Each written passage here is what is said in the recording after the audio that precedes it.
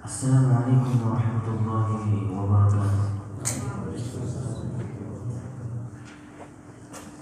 Alhamdulillahi rabbil alamin. Alhamdulillahilladzi hadana li hadza wa ma kunna linahtadiya laula an hadana Allah. Asyhadu an la ilaha illallah wahdahu la syarika lahu wa asyhadu anna Muhammadan 'abduhu wa rasuluhu la nabiyya wa la rasula ba'dahu. Amma ba'du, fa ikhwani wa akhawati rahimani wa rahimakumullah. Kembali sama-sama Allah pertemukan kita di dalam rumahnya ini dalam agenda yang sama, agenda yang paling mulia di antara agenda-agenda yang kita lakukan di dalam keseharian kita selaku seorang muslim, yaitu menunaikan kewajiban kita selaku hamba kepada Allah Subhanahu wa taala, melaksanakan salat subuh berjamaah, dan kemudian setelah itu kita bersabar sejenak untuk sama-sama bermajelis ilmu, majelis yang mana Allah memberikan rahmat kepada orang yang berada di dalamnya, memberikan sakinah kepada jiwa-jiwa orang yang berada di dalamnya, ataupun ketenangan, dan di mana majelis tersebut juga majelis yang dilindungi, dinaungi oleh para malaikat, dan juga di mana orang-orang yang berada dalam majelis tersebut namanya itu disebut-sebut oleh Allah karena Allah bangga dan senang kepada hambanya tersebut. Bersyukur kita kepada Allah Subhanahu wa taala di mana Allah masih memberikan kita kecondongan hati untuk selalu mau tergerak melaksanakan kewajiban kita kepada Allah Subhanahu wa taala. Dan kita berlindung kepada Allah ketika hati ini ditutup, sempit, malas, tidak mampu, tidak terdorong untuk melakukan kebaikan-kebaikan. Kita berlindung kepada Allah dari hati yang selalu condong untuk bermaksiat, yang tertahan untuk bertobat kepada Allah Subhanahu wa taala. Karena memang orang yang menjalani hidupnya dengan hati yang mati, maka sesungguhnya mereka adalah sudah mati sebelum mati. Dan ini sangatlah mengerikan, karena nanti pada hari kiamat yang Allah mau pada kita setiap hamba adalah bukan yang sehat fisiknya. Yang Allah pandang dari diri seorang hamba adalah siapa yang sehat hatinya. Maka Allah Subhanahu wa taala berfirman, "Yauma la yanfa'u malun wala banun." Di hari kiamat kelak, di mana hari tersebut tidaklah lagi bermanfaat harta dan anak-anak mereka. Kita tidak bisa lagi mengandalkan harta dan anak-anak kita kecuali man atallaha biqalbin salim, kecuali yang mendatangi Allah dengan membawa berhadapan dan menghadap kepada Allah dengan hati yang sehat, hati yang bersih. Hati yang sehat apa? Hati yang terbebaskan dari dosa, hati yang selalu condong untuk kebaikan. Mudah-mudahan jamaah salat subuh yang dirahmati Allah yang telah berhadir pada kesempatan kali ini, kita semua diberikan anugerah oleh Allah berupa hati yang bersih, hati yang sehat, yang selalu dapat menerima kebenaran, hati yang menolak setiap kebatilan. Amin ya rabbal alamin. Kemudian pada kesempatan kali ini kita akan coba bahas sebuah pembahasan di dalam kitab Riyadhus Shalihin, mengadakan perdamaian di antara umat manusia, anjuran untuk mengadakan perdamaian di antara umat manusia. Jadi Islam sangatlah menganjurkan pada setiap muslim atau pemeluknya untuk mengedepankan perdamaian di atas setiap pertikaian yang dihadapi. Setiap persoalan yang dihadapi, persoalan ini berupa perselisihan misalnya di antara sesama muslim, maka janganlah perselisihan ini, permusuhan ini dibesar-besarkan. Islam sangat menjunjung tinggi perdamaian. Maka begitu banyak ayat dan hadis-hadis yang menjelaskan tentang anjuran untuk melakukan perdamaian. Dan kita selaku pihak ketiga jangan ngompor-ngomporin. Jangan kita malah main suntik supaya malah permusuhan ini tetap ada. Itu bukan sikap seorang muslim. Maaf cakap, kalau kita teliti, kaji dari Al-Quran dan dari hadis-hadis Nabi, sikap seperti itu hanya dimiliki oleh mereka-mereka orang munafik. Sikap seperti itu hanya dimiliki oleh mereka-mereka yang memiliki sifat-sifat kemunafikan di dalam hatinya. Mereka selalu menginginkan orang Islam ini bermusuhan, cekcok, tidak harmonis satu sama yang lainnya. Yang memang nanti ketidakharmonisan ini akan berujung kepada rusaknya ibadah kepada Allah Subhanahu wa taala. Mereka tidak memiliki rasa aman dan nyaman di saat melaksanakan ibadah kepada Allah, seperti misalnya menegakkan sholat 5 waktu berjamaah di masjid misalnya. Berefek sampai ke situ ketika sudah terjadi pertikaian dan permusuhan di antara hati-hati kaum muslimin. Dan ini yang sangat diinginkan oleh musuh-musuh Allah. Walaupun mungkin ya ada masih di antara kaum muslimin yang masih konsisten menjaga sholat 5 waktunya ke masjid. Namun tidak sedikit hari ini kita lihat, kita perhatikan orang-orang yang begitu sungguh-sungguh mereka menjaga sholat 5 waktu ke masjid, namun di sisi yang lain hati mereka itu bercerai-berai. Bahu mereka rapat, kaki mereka rapat satu sama yang lainnya di saat melaksanakan sholat berjamaah, namun hati mereka itu terpisah-pisah. Namun hati mereka itu bercerai-berai. Ini yang sedang terjadi di tengah-tengah kaum muslimin hari ini. Dan ini pula yang paling disenangi oleh syaitan, laknatullah alaih. Syaitan memang mungkin dia berputus asa dari kaum muslimin yang mereka masih konsisten menjaga sholat 5 waktu berjamaah ke masjid. Namun mereka tidak akan pernah berputus asa untuk mengganggu hati-hati manusia biar mereka itu bercerai-berai.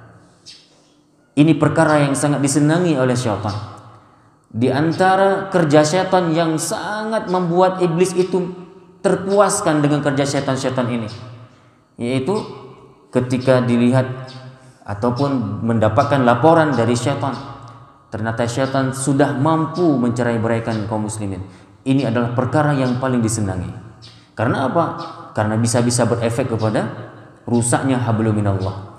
Rusaknya hablum minannas itu bisa berefek kepada rusaknya hablum minallah. Di antara logikanya adalah seperti tadi yang kami sudah sebutkan. Ketika kaum muslimin sudah tidak lagi merasa nyaman satu sama yang lainnya, itu biasanya mereka akan saling menjauh. Menjauh dari mana? Bisa-bisa menjauh dari sholat 5 waktu, bahkan coba berefek kepada menjauh dari sholat 5 waktu. Dia tidak ingin sholat 5 waktu berjamaah, maksud kami. Disebabkan apa? Ada saudaranya mungkin yang dipandang, ataupun yang dilihat, ataupun yang dia merasa diri benci kepadanya. Ketika rasa benci ini hadir, jadi malas dia untuk bertemu. Nah ini coba, malas bersedekah jadinya, berinfak dan lain sebagainya. Begitu besar dan bahayanya efek dari permusuhan yang terjadi di tengah-tengah kaum muslimin itu sendiri. Nah, makanya saudaraku dirahmati Allah, kalau kita melihat saudara kita yang sedang bertengkar, kalau kita melihat saudara kita yang sedang bertikai, maka sikap mukmin yang benar yang diharapkan oleh Islam itu sendiri adalah hendaknya kita melakukan perdamaian. Apakah itu permusuhan antara individu ke individu, satu orang dengan satu orang, ataupun satu kelompok dengan kelompok yang lain, ataupun satu keluarga dengan keluarga yang lain, kita tetap harus tampil berusaha berikhtiar untuk supaya kaum muslimin ini tetap bersatu. Bukan malah yuntik, bukan malah kita komforin dia, kita panas-panaskan suasana supaya mereka tetap bertengkar dan kita puas dengan suasana itu. Sungguh kita perlu sadar diri bahwa di saat itu kita sudah ada nilai-nilai nifak di hati kita. Ini hati-hati kaum muslim, karena hanya orang munafiklah yang mengharapkan permusuhan itu. Karena hati orang munafiklah yang senang dengan yang namanya pertikaian. Sedangkan mukmin, Allah khabarkan dalam Al-Quran, mereka selalu melakukan perdamaian. Allah Subhanahu wa taala berfirman dalam Quran surah An-Nisa ayat 114. La khaira fi katsirin min najwakum illa man amara bisadaqatin aw ma'rufin aw islahin bainan nas. Tidak ada kebaikan dari banyak pembicaraan rahasia mereka. Enggak ada kebaikan, enggak ada guna dari pembicaraan rahasia yang mereka adakan, kecuali pembicaraan rahasia itu dari orang-orang yang menyuruh orang bersedekah. Mereka berbicara rahasia memang, namun untuk hal-hal yang baik-baik. Bagaimana supaya kaum muslimin ya bersedekah untuk kebaikan, ya, atau berbuat kebaikan. Mereka juga berbicara rahasia, namun pembicaraan rahasia mereka untuk ya menghasilkan kebaikan-kebaikan di tengah-tengah kaum muslimin. Nah, pembicaraan rahasia atau pembicaraan eksklusif yang seperti ini tidak apa-apa. Karena di dalamnya tidak ya ada makarnya. Ada orang terkadang melakukan rapat rahasia, musyawarah rahasia. Mereka adakan pertemuan secara eksklusif, namun untuk membicarakan tentang keburukan-keburukan.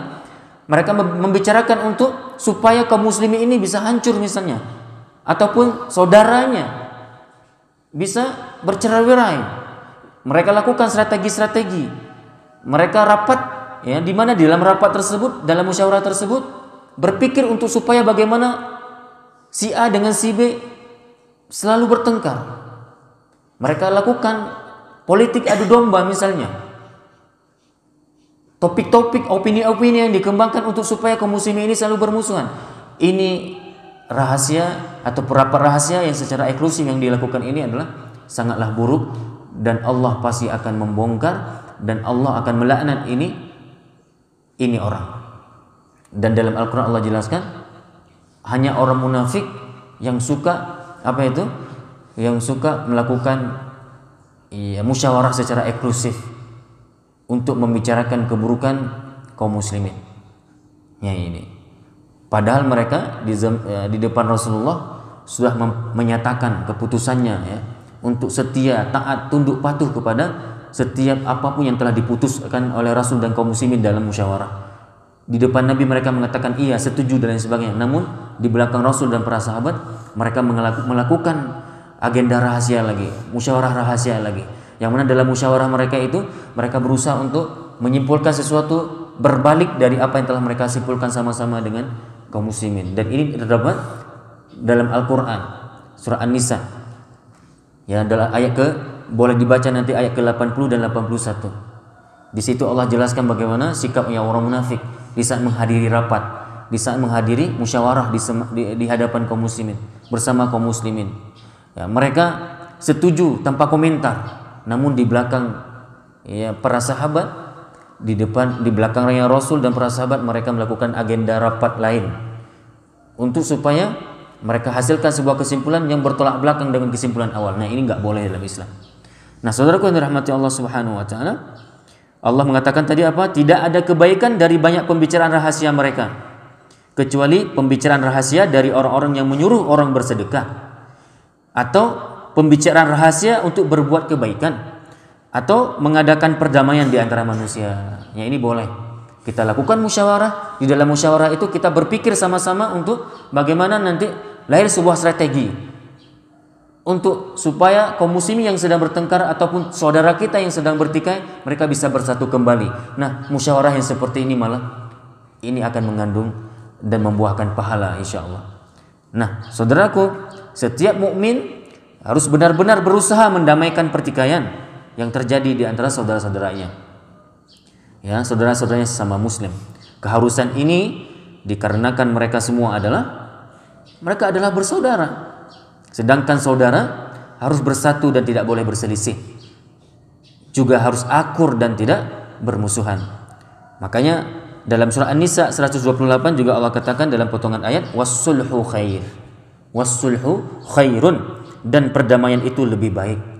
Ya, perdamaian itu lebih baik dan permusuhan itu tidaklah baik. Ya, perdamaian itu yang lebih baik. Maka orang-orang kafir gak usah mengajarkan kita perdamaian, gak usah mengajarkan kita tentang perdamaian. Kita memang agama yang sangat menjunjung tinggi nilai-nilai perdamaian. Islam bukan agama radikal. Islam bukanlah agama yang suka kekerasan. Tidak, ya. Islam bukanlah agama yang mengedepankan permusuhan, bahkan dengan orang kafir sebenarnya. Kalau seandainya orang kafir itu mau tunduk patuh terhadap, ya, syariah Islam, aturan-aturan Islam, menjaga, menghormati penegakan syariat Islam misalnya, kita agak akan memerangi mereka. Bahkan akan dilindungi ini orang kafir, dikenal dengan kafir zimmi. Mereka tetap di bawah naungan syariat Islam, insya Allah. Syariat Islam akan menjamin kehormatan mereka, darah mereka, harta mereka, kalau memang mereka itu tidak mengganggu Islam. Kalau tidak mengganggu Islam. Nah, kalau yang mengganggu, nggak usah agama Islam, agama apapun kayak kalau dia diganggu pasti akan juga membela diri, kan seperti itu logikanya. Nah, dari itu Islam memiliki konsep dalam hal ini, yaitu di antara konsep ya di dalam Islam sangatlah menjunjung tinggi nilai-nilai perdamaian dan sangat tidak mengharapkan permusuhan itu terjadi. Nggak nyaman dan nggak akan pernah merasa aman setiap kehidupan kalau di situ ada yang namanya permusuhan, betul? Nggak akan ada aman dan nyamannya. Maka Islam menghindari itu semuanya. Makanya sekali lagi kami tegaskan kepada siapapun, baik mereka orang-orang Islam yang liberal, Islam sekuler, Islam plural, ataupun mereka dari kalangan orientalis, orang-orang kafir, jangan ragu dengan kami kaum muslimin. Gak usah ragu dengan kami orang Islam terhadap perdamaian. Kami memang agama yang sangat mengajarkan, yang sangat menuntut pemeluknya itu untuk berdamai selalu. Toh dari kalimat Islam itu sendiri adalah perdamaian, agama perdamaian, agama kesejahteraan, tidak mengharapkan kehancuran dan permusuhan, tidak. Saudaraku yang dirahmati Allah, dari itu juga Allah firmankan dalam Quran surah Al-Anfal ayat 1, fattaqullah, bertakwalah kalian kepada Allah, wa aslihu dzata bainikum, maka bertakwalah kepada Allah dan perbaikilah hubungan ataupun perhubungan di antara sesamamu. Perbaiki, bukan malah merusak. Innamal mu'minuna ikhwatun fa aslihu baina akhawaykum. Allah juga berfirman dalam Quran surah Al-Hujurat ayat 10, sesungguhnya orang-orang mukmin itu bersaudara. Karena itu damaikanlah antara kedua saudara yang berselisih. Ya, ini diperintahkan kita apa? Untuk selalu mendamaikan kalau ada kita lihat saudara yang sedang berselisih, saudara kita yang sedang bermusuhan, kita tampil untuk supaya mereka bisa bersatu kembali. Kita berusaha untuk supaya mereka itu tidak bermusuhan lagi. Ini sikap kita orang beriman yang Allah kabarkan dalam Quran surah Al-Hujurat ayat 10. Dengan firman-Nya apa? Sesungguhnya orang-orang beriman, coba. Sesungguhnya orang-orang mukmin itu mereka bersaudara. Maka kalau ada sesama mukmin, karena mungkin saja orang beriman nanti bisa bertikai, maka sikap orang beriman dari pihak ketiga, mereka berusaha untuk mendamaikan orang-orang beriman yang sedang berselisih ini. Quran surat apa tadi? Al-Hujurat ayat 10. Saudaraku yang dirahmati Allah Subhanahu wa taala, coba kita perhatikan satu hadis di dalam kajian yang sangatlah singkat ini. Hadis yang datang dari Abu Hurairah radhiyallahu anhu, ia berkata bahwa Rasulullah sallallahu alaihi wasallam bersabda, kullu sulama minan nas alaihi sadaqatun. Kullu yawmin tatlu'u fihi syams ta'dilu bainal itsnain sadaqatun. Wa tu'inu ar-rajula fi dabbatihi fatahmilhu 'alayha aw tarfa'u lahu 'alayha mata'ahu sadaqatun wal kalimatu thayyibatu sadaqatun wa bikulli khutwatin aw wa bikulli khatwatin tamshiha ila as-salah sadaqatun wa tumitul adha 'anit tariq sadaqatun. Muttafaqun 'alaih. Rasulullah Shallallahu Alaihi Wasallam bersabda, setiap persendian manusia harus bersedekah setiap harinya. Setiap persendian manusia ini harus bersedekah. Mata harus bersedekah, telinga harus bersedekah, tangan harus bersedekah, kaki harus bersedekah. Mata bersedekah, yaitu dia dengan fungsi mata ini dia baca Quran, itu namanya adalah mata sudah bersedekah untuk baca Quran. Telinga juga bersedekah. Bagaimana maksudnya telinga bersedekah? Dia gunakan fungsi pendengar untuk mendengar nasihat-nasihat. Berarti telinga telah memberi kontribusi untuk mendengar nasihat. Kaki juga bersedekah. Bagaimana kaki bersedekah? Dia gerakkan kaki ini melangkah ke tempat-tempat yang mengandung kebaikan di dalamnya, ke tempat pengajian, ke musola, ke masjid untuk menegakkan salat 5 waktu. Kaki ini melangkah ke tempat saudara-saudaranya untuk tujuan bersilaturahmi. Ini berarti kaki sedang bersedekah. Apalagi fikiran juga bersedekah. Otak ini bersedekah dengan mengeluarkan ide-ide, pendapat-pendapat yang cemerlang, yang membawa kepada kemaslahatan dan kebaikan. Ini juga otak sedang bersedekah. Jadi seluruh anggota tubuh kita usahakan setiap hari harus bersedekah. Bisa dipahami ini? Mulut, lisan ini bersedekah dengan kalimat-kalimat yang baik, dan seterusnya. Maka kata Rasulullah, setiap persendian manusia harus bersedekah setiap harinya. Maka pastikan tubuh kita ini, setiap persendian yang ada pada tubuh kita ini, kita harus pastikan bahwa setiap hari itu dia bersedekah. Nah, kemudian selama pada hari itu matahari masih terbit, kamu mendamaikan dua orang yang sedang berselisih secara adil adalah sedekah. Ya ini. Coba kita perhatikan, kalau kita lihat ada saudara kita yang sedang berselisih, yang mereka ini sedang bermusuhan, kita ikut tampil menyelesaikan masalah mereka sehingga mereka tidak lagi bermusuhan. Mereka ikut bersatu kembali. Nah, sikap kita yang seperti ini, kita sedang bersedekah. Kita coba sampaikan pendapat-pendapat kita.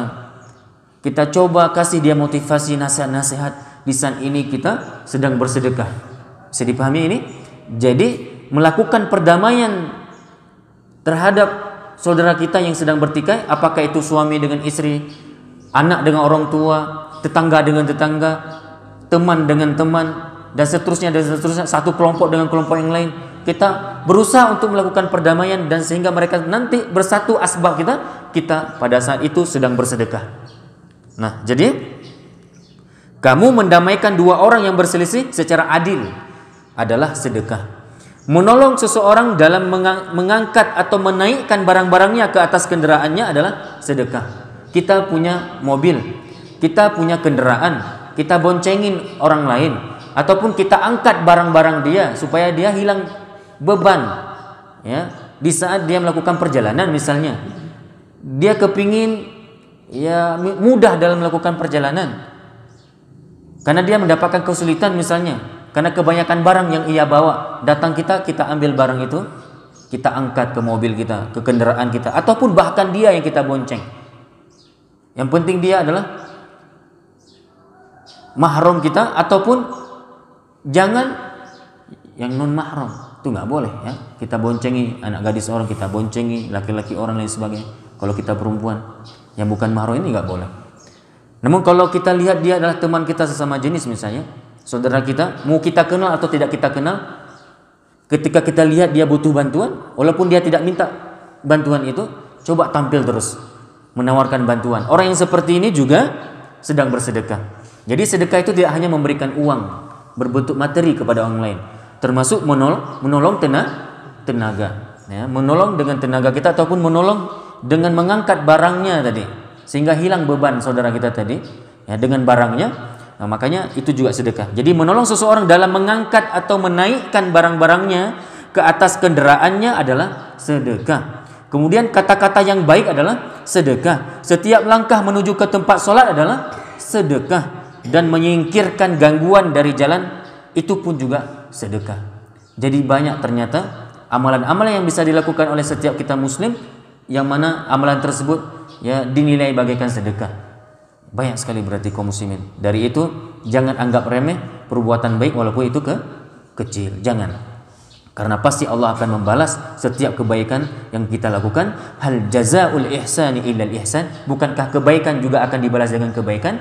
Faman ya'mal mithqala dzarratin khairan yarah. Setiap kebaikan walaupun dilakukan ya dengan amal yang sangatlah sederhana, sangat kecil, makanya jangan ragu sekecil apapun itu kebaikan, insyaallah Allah pasti akan membalasnya.